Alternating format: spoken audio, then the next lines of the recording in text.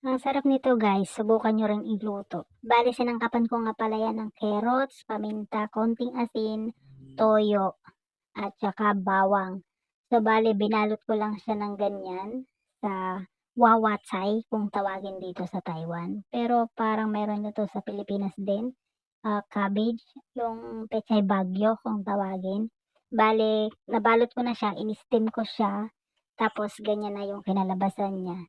Tapos gumawa din ako ng kanyang sauce diyan, pero prinay ko muna itong ini-steam natin.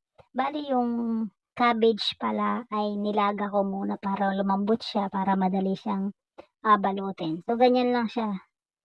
Tapos yan yung sauce niya. Oh, madali lang din. So yan, try niyo din guys. Thank you for watching.